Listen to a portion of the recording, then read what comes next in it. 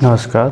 शिक्षा private ITI की online classes में आपका फिर से एक बार स्वागत है, जिसमें आज हम द्वितीय वर्ष के छात्रों के लिए एक नया चैप्टर लेके आए हैं, जिसका नाम है नॉन कन्वेंशनल एनर्जी सोर्सेस। मतलब अपरंपरागत ऊर्जा के जो स्रोत होते हैं वो क्या होते हैं। पहले हमने देखा कि जो हमारे पारंपरिक कन्वेंशनल सोर्स के जो सोर्सेस थे, एनर्जी के सोर्सेस थे, वो उसमें के अकॉर्डिंग हमने देखा। जो पावर प्लांट पढ़े, जैसे हाइड्रो इलेक्ट्रिक पावर प्लांट हो गया, थर्मल इलेक्ट्रिक पावर प्लांट हो गया, न्यूक्लियर हो गया, डीजल इंजन हो गए, गैस टरबाइन हो गई, इतने टाइप के हमने देखा कि हमारे जो प्लांट होते हैं वो किस तरह काम करते हैं, उनसे लॉसेस क्या होते हैं और एडवांटेज और डिसएडवांटेज क्या क्या होते हैं। अब हम पढ़ेंगे कि हमारा नॉन कन्वेंशनल एनर्जी सोर्स जो है वो कैसे काम करता है, उसके अकॉर्डिंग पढ़ेंगे। जिसमें ये वो ऊर्जा के स्रोत हैं जिनका भंडार असीमित है। वह प्रचलित होने के कारण ये हमारी ऊर्जा की आवश्यकता को एक निश्चित सीमा तक पूरा कर रहे हैं तथा पारंपरिक ऊर्जा स्रोत से कम मात्रा में इनका उपयोग किया जाता है। जो हमारे नॉन कन्वेंशनल सोर्स हैं वो क्या काम करते हैं, जो हमारे इसका भंडार जो असीमित है, जैसे सूर्य हो गया, ये हमेशा रहेगा लगभग अभी 5-7 लाख करोड़ वर्ष ये अभी इसका जो समय काल है, अवधि है, वो रहेगी। और जो हमारा पानी है, वो पानी हमारे पृथ्वी पर पर्याप्त मात्रा में, हम जैसे हम जानते हैं कि जो हमारी पृथ्वी है उस पर 97% पानी है, और जो जल है वो 3% पीने के योग्य है, जिसमें हमारा 2% बर्फ़ के रूप में रखा है और 1% जो है वो जल तरल रूप में पाया जाता है। इतनी हमारी पानी की मात्रा है। अब हम देखते हैं कि जो हमारे सोर्सेस हैं, तो हम नॉन कन्वेंशनल होते हैं, ये असीमित भंडार होते हैं। इनमें कोई भी ये नहीं है कि मतलब ख़त्म हो जाएंगे, इनका भंडारण असीमित रहता है। इसके अकॉर्डिंग हम सौर ऊर्जा, पवन ऊर्जा, ज्वारभाटी इत्यादि प्रकार के परंपरागत ऊर्जा के स्रोत होते हैं, जिनका उपयोग लगातार किया जा सकता है। इनमें से प्रदूषण से भी बचा जा सकता है, इनमें कोई भी प्रदूषण नहीं होता है। अब देखते हैं कि जो अपरंपरागत है ऊर्जा के स्रोत हैं, उनके द्वारा विद्युत ऊर्जा कैसे उत्पन्न की जाती है। Electric power generation by non conventional method. इन मेथडों से हम कैसे इलेक्ट्रिसिटी को जनरेट कर सकते हैं, विद्युत उत्पादन कर सकते हैं। विद्युत शक्ति उत्पादन के अनेक अपरंपरागत स्रोत हैं।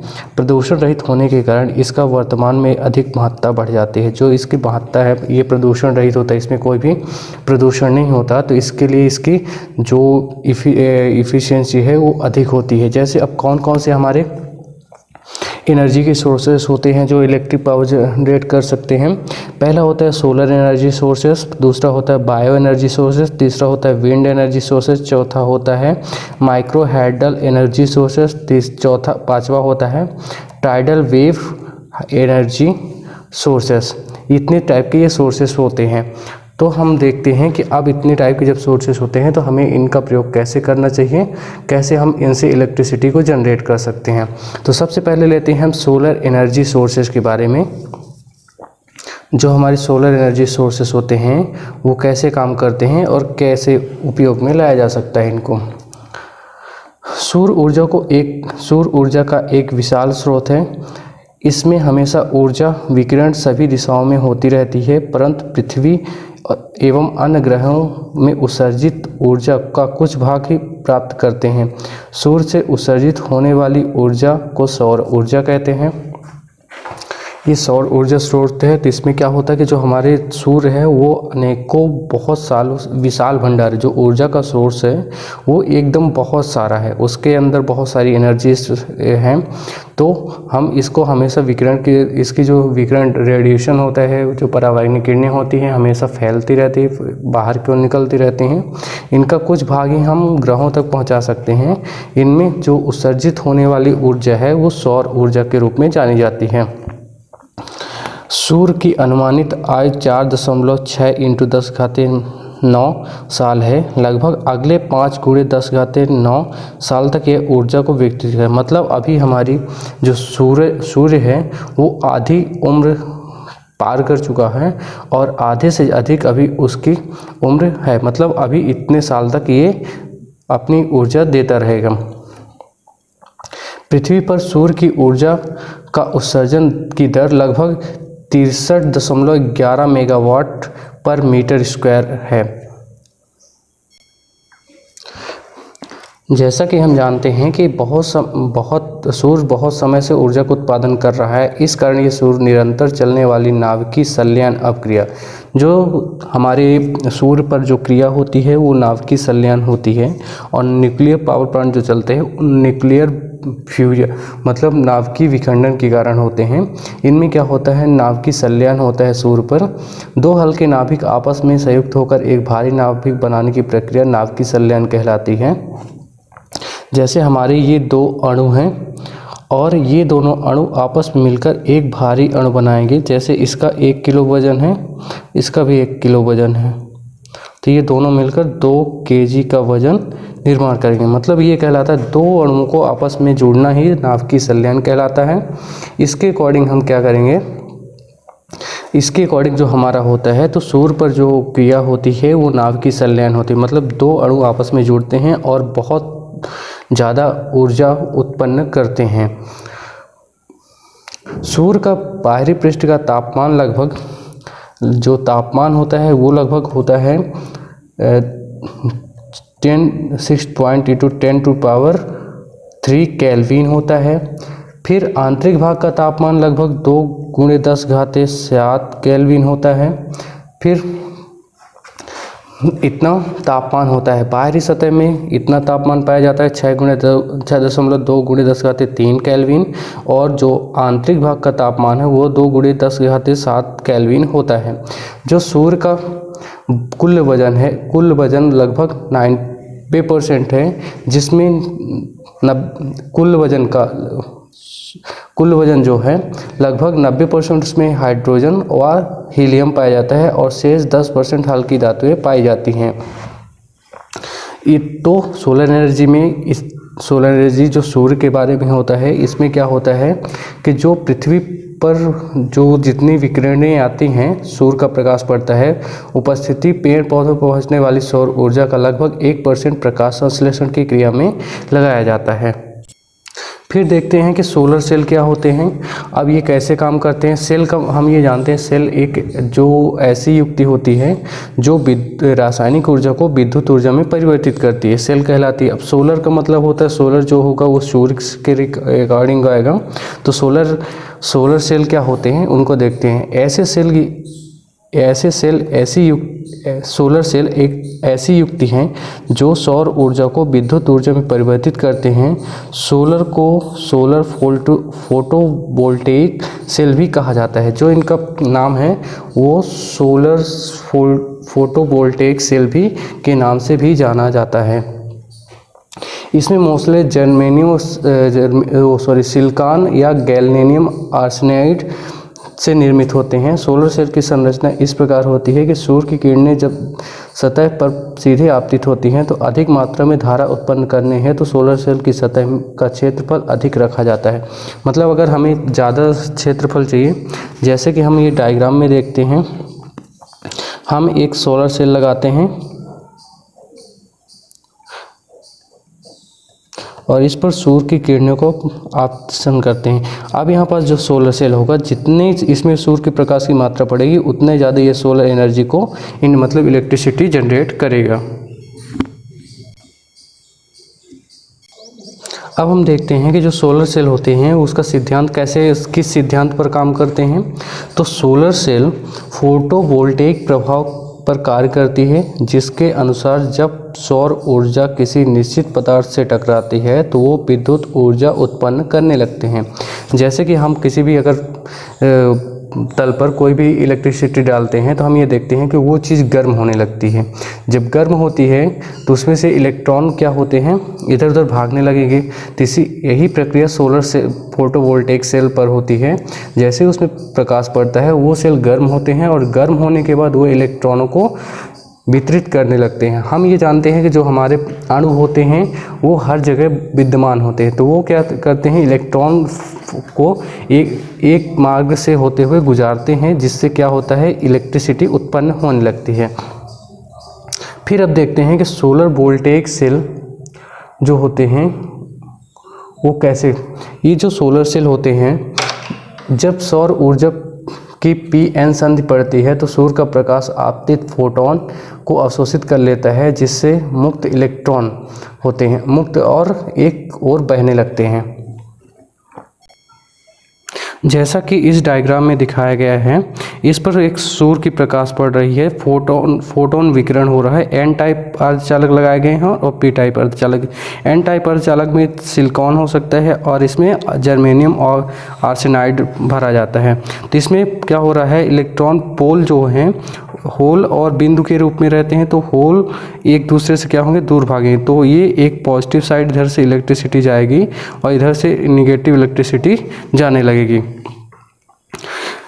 यह विद्युत धारा तब तक बहती रहती है जब तक सौर ऊर्जा द्वारा मुक्त इलेक्ट्रॉन व होल बनाते रहते हैं। इस प्रकार सौर ऊर्जा विद्युत ऊर्जा में परिवर्तित होती है। इस प्रभाव को फोटोवोल्टेइक प्रभाव कहा जाता है। अब देखते हैं फोटोवोल्टेइक सिस्टम कैसे काम करता है, उस किस पर आधारित होता है। इसके अकॉर्डिंग हम देखते हैं कि फोटोवोल्टेइक सेल होता क्या है, कैसे काम करता है।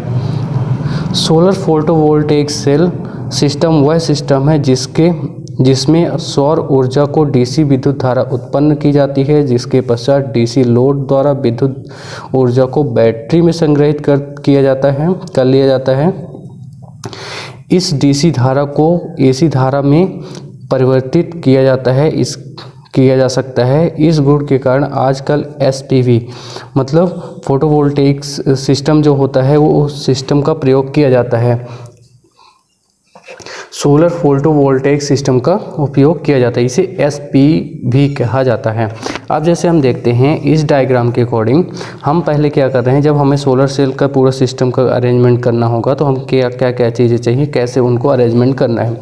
सबसे पहले हम एक सूर्य है उससे किरणें इस सोलर पर पड़ेंगी, पीवी रेसेस जो होंगी सोलर पर पड़ेंगी। यहाँ पैनल बोर्ड लगाया गया है। अब ये पैनल बोर्ड क्या करेगा, उस सप्लाई को ले जाकर कंट्रोल चार्जर में डालेगा। जो ऊर्जा डाइवर्जन कनेक्टिविटी है ये चार्ज कंट्रोलर है। तो अभी ये चार्ज कंट्रोलर यहाँ तक सप्लाई आएगी, तो इससे जो सप्लाई एक्स्ट्रा होगी यहाँ तो जा रही, जो एक्स्ट्रा सप्लाई होगी वो क्या करेगी, इस बैटरी में स्टोरेज करेगी। ये इस ऊर्जा का स्टोरेज क्षेत्र है, इसमें क्या करेगी, इलेक्ट्रिसिटी को स्टोर करेगी। फिर अब जो यहाँ से चार्जिंग कंट्रोल है, यहाँ से इलेक्ट्रिसिटी डायरेक्ट लोड पर जाएगी। लोड के रूप में हमने एक बल्ब लगाया है और दूसरी ओर एक विद्युत उपभोक्ता के तक पहुँचाने का प्रयास किया है। इसमें ऐसी पूरी प्रोसेस होती है। सबसे पहले सोलर पैनल लगाएंगे, उसके बाद सोलर चार्जर लगा होता है और एक जो चार्जर कंट्रोलर होता है, उसके बाद लगाते हैं ऊर्जा का स्टोरेज क्षेत्र, जो बैटरी हो गई वो चीज़ें स्टोर करती है। फिर हम लगाते हैं इन्वर्टर लगाते हैं जो लेआउट पर कार्य करता है और ये ले जाके इलेक्ट्रिसिटी को इधर भार पर डालता है और उपभोक्ता तक पहुँचाता है।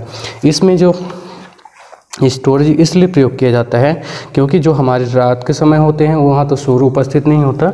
इसके लिए क्या करते हैं कि जो हम बैटरी में इलेक्ट्रिसिटी को डीसी सोर्सेस को जो होता है उसको स्टोरेज कर लेते हैं, फिर इसे इन्वर्टर में ले जाकर इधर कन्वर्ट कर दिया जाता है। अब देखते हैं कि जो सोलर पैनल होते हैं वो कैसे काम करते हैं। मोस्टली सोलर पैनल ऐसे होते हैं, ये एक पूरा प्लेट एरल कहलाता है, इसे प्लेट भी कहते हैं। इसका एक भाग जो होगा मॉडल होगा और इसका जो एक पॉइंट होगा वो सेल कहलाएगा। सेल कुछ इस तरह दिखते हैं। इनमें क्या होता है, एन टाइप और पी टाइप डोपिंग होती है। वो क्या करती है, जब होल और बिंदु आपस में मिलते हैं तो एक दूसरे को दूर भगाने की कोशिश करते हैं और वो एक वायर के माध्यम से होकर बहने लगते हैं।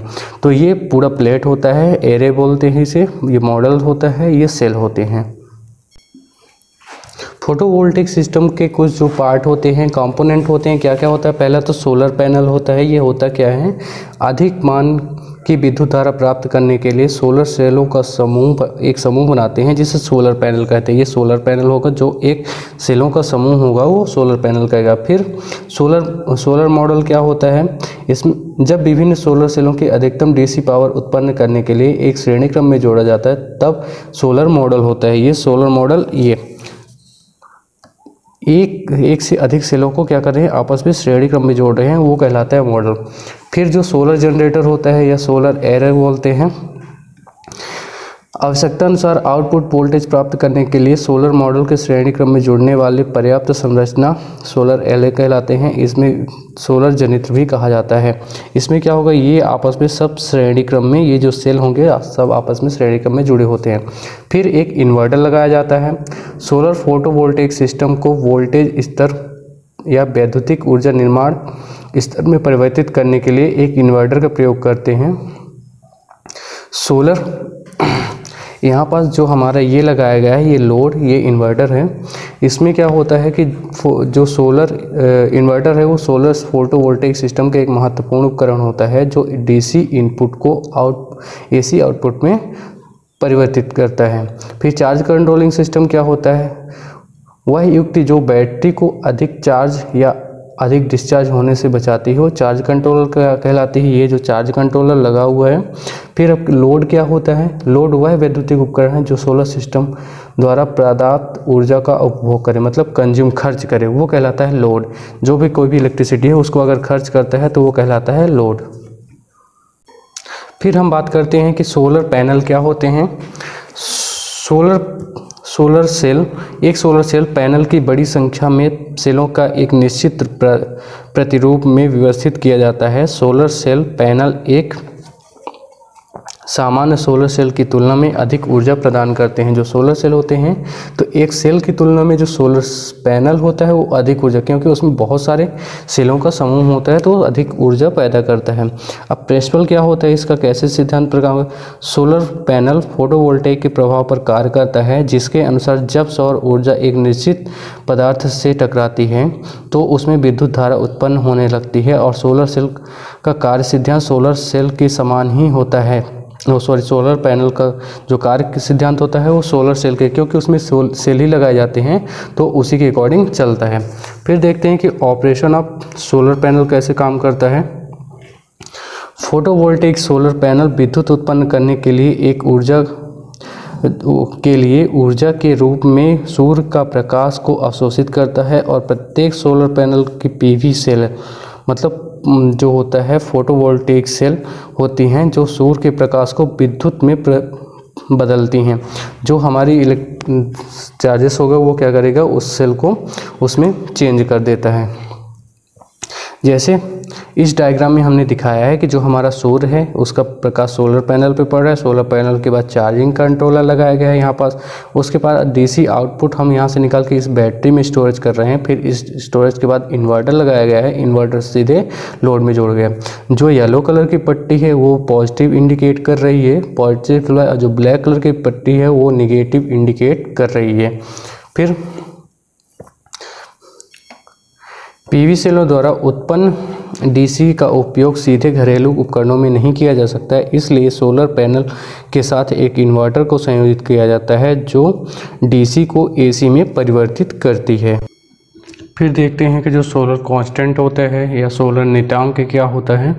तो पृथ्वी के वातावरण की सबसे ऊपरी सतह से टकराने वाली सौर ऊर्जा की प्राप्त को नियत माना जाता है, जिससे कि सोलर नियतांक कहते हैं। जो हमारी सौर ऊर्जा ऊपरी सतह में किसी पृथ्वी के वातावरण जब ऊपरी सतह से टकराती है तो उसका जो मान होता है, जो ऊर्जा की मात्रा होती है वो नियत माना जाता है, जिसे सोलर नियतांक कहते हैं। सोलर नियतांक की जो फार्मूला होता है आपतित सौर ऊर्जा बटे क्षेत्रफल गुणे समय। जो सोलर नियतांक का मात्रक होता है जूल पर सेकंड होता है। जूल पर सेकंड मतलब बराबर जूल पर सेकंड होता है, बराबर होता है वाट। अब देखते हैं कि जो सोलर एनर्जी है वो किन किन मेथडों से यूज हम कर सकते हैं। पहला तो फोटोवोल्टेइक सेल के रूप में कर सकते हैं, दूसरा फोटोकेमिकल के रूप में, तीसरा होता है थर्मल इफेक्ट के मेथड से। अब हम पहले देखते हैं कि जो हमारा फोटोवोल्टेइक टेक्निक जो है मेथड है वो कैसे काम करती है। इस विधि के अंतर्गत सौर ऊर्जा को सीधे विद्युत ऊर्जा में परिवर्तित किया जा सकता है। यह सोलर सेल से संपन्न किया जा सकता है। जो यह प्रोसेस है वो सोलर सेल से संपन्न की जा सकती है। फिर सोलर फोटोवोल्टेइक सेल क्या होते हैं, ये कैसे काम करते हैं, इनको देखते हैं। यह विधि सौर ऊर्जा को रासायनिक ऊर्जा में परिवर्तित करता है और पेड़ पौधे अपना भोजन प्रकाश संश्लेषण द्वारा क्लोरोफिल की उपस्थिति में कार्बोहाइड्रोक्साइड तथा जल का मिश्रण से शर्करा व कार्बोहाइड्रेट बनाते हैं, जो पेड़ पौधे वो अपना भोजन ग्रहण करते हैं। फिर जो तीसरा होता है वो थर्मल इफेक्ट होता है। थर्मल इफेक्ट कैसे काम करता है? इस विधि द्वारा सूर्य की गर्मी से उत्पन्न ऊर्जा को संग्रहित करके उपयोग में लाया जाता है। तापीय प्रभाव का उपयोग से हम खाना पका सकते हैं। जैसे हमने पढ़ा था सोलर कुकर के बारे में, सुना था, जो नाम सुना होगा आपने। सोलर कुकर क्या काम करता है? ये सौर ऊर्जा को क्या करता है? एक ऊर्जा को एकत्रित करता है और उसमें ऊष्मा को बढ़ाता है। जैसे हमने ये तो एक सोलर कुकर बनाया है, इसके अंदर भोजन रखा हुआ है, इसमें हमने इसको बंद करके सूर्य की ऊर्जा को डालते हैं, तो इसमें क्या होता है कि इसके अंदर एक गर्मी होती है, इसमें जो कांच होता है वो इसके ब्लैक कर देते हैं। हम ये जानते हैं जो काला ब्लैक कलर रंग होता है वो सभी प्रकाशों को अवशोषित कर लेता है। तो प्रकाश को अवशोषित करेगा, ऊष्मा जब इसके अंदर ज़्यादा बढ़ जाएगी तो इन भोजनों को पका देगी। इसमें क्वार्ट्ज कांच लगाया जाता है। फिर जो सोलर थर्मल इलेक्ट्रिक सिस्टम होता है वो कैसे काम करता है उसके बारे में देखते हैं। तो हमारा जो सोलर थर्मल इलेक्ट्रिक होता है, इसका नाम से ही स्पष्ट है। थर्मल का मतलब होता है तापी, इलेक्ट्रिकल विद्युत, सिस्टम मतलब ये जो प्रक्रिया होगी उसके, तो हम सोलर सिस्टम द्वारा हम एक पानी को गर्म करेंगे, उसके बाद इसमें से इलेक्ट्रिसिटी जनरेट करते हैं। तो इसके लिए हम देखते हैं कि जो हमारा अब हम यहाँ से इलेक्ट्रिसिटी का जनरेशन करना स्टार्ट कर दिया सोलर एनर्जी से ही, सोलर पैनल से ही एनर्जी स्टार्ट किया था। तो अब देखते हैं कि थर्मल इफेक्ट पे ये कैसे काम करता है।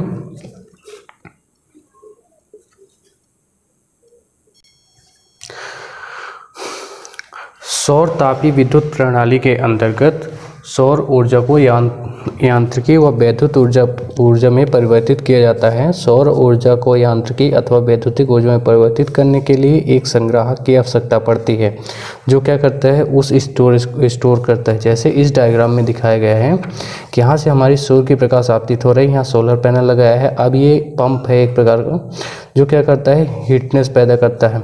यह संग्राहक है, कोई भी चीज़ हम संग्रहित कर देते हैं। फिर यहाँ पास एक बॉयलर लगाया है, जो बॉयलर क्या काम करेगा, पानी को गर्म करेगा और उसको आगे की ओर भेजेगा। यहाँ से लगी हुई टरबाइन, स्टीम टरबाइन जो होती है वो क्या करेगी, स्टीम को, जो गर्म की स्टीम बनाया गया है ऊष्मा ईंधन जो होगा गर्म कर देंगे और वहाँ से सप्लाई को भेजेंगे, पानी को स्टीम बनाएंगे, स्टीम बना के टरबाइन ले जाएंगे और टरबाइन से जुड़ा हुआ अल्टरनेटर उस पर काम करना स्टार्ट कर देता है। अब देखते हैं कि एडवांटेज ऑफ सोलर एनर्जी की एडवांटेज क्या होते हैं, क्या डिसएडवांटेज होते हैं, उनके बारे में देखते हैं। सबसे पहला, सौर ऊर्जा का भंडार असीमित होता है। इसमें मतलब खर्च होने वाला कोई भी स्रोत नहीं है जो खर्च हो जाएगा। फिर दूसरा होता है इसमें वायु प्रदूषण नहीं होता है। तीसरा होता है सौर ऊर्जा का स्रोत जो है मिथ्यामय, मतलब इसमें कोई भी जो स्रोत है उसमें क्या हो, जो खर्च है वो एक भी नहीं होता है। जैसे हमें रनिंग कॉस्ट होती है तो वो इसमें रनिंग कॉस्ट एक भी नहीं आती। फिर डिसएडवांटेज ऑफ सोलर एनर्जी क्या होते हैं, जब मतलब हानियाँ क्या क्या पाई जाती हैं, जब बादल होते हैं तब सौर ऊर्जा पृथ्वी तक पर्याप्त मात्रा में नहीं पहुंचती है। फिर तो इससे इलेक्ट्रिसिटी कम जनरेट होती है। फिर दूसरा जो है सौर ऊर्जा पर आधारित यंत्र महंगे होते हैं, जो यंत्र हो गए वो सभी महंगे पाए जाते हैं। फिर नेक्स्ट जो अप्लाइंसेस आप मतलब इनका हम उपयोग कैसे कर सकते हैं, कहाँ कहाँ किया जा सकता है। सौर ऊर्जा के द्वारा खाद्य पदार्थ को पकाया जा सकता है, इस कार्य के लिए हमें सोलर कुकर के उपयोग में लाया जाता है। फिर समुद्र के जल को वाष्प बनाकर नमक प्राप्त करने के लिए सौर ऊर्जा का प्रयोग किया जाता है। विद्युत शक्ति उत्पादन के लिए भी सौर ऊर्जा का प्रयोग किया जाता है। धन्यवाद।